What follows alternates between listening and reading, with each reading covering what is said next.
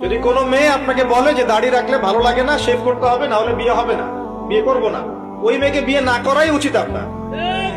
ওর তো মানে আপনাকে বিয়ে করার যোগ্যতাই হয়নি, তার ওর তো যোগ্যতাই হয়নি আপনাকে বিয়ে করার।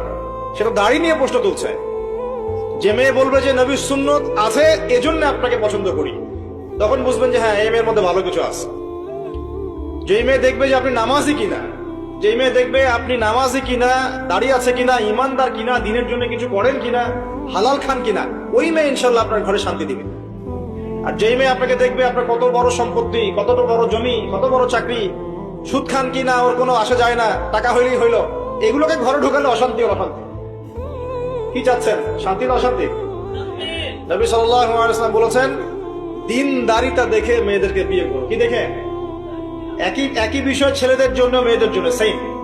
ছেলে দেখতে হবে দিনদার কিনা, মেয়ে দেখতে হবে দিনদার কিনা, পর্দা করে কিনা, দিনদারিতা আছে কিনা। দুনিয়ার এই ছোটখাটো বিষয় যদি দেখেন, তুচ্ছ বিষয়গুলো, একদিন না একদিন আপনি পস্তাবেন।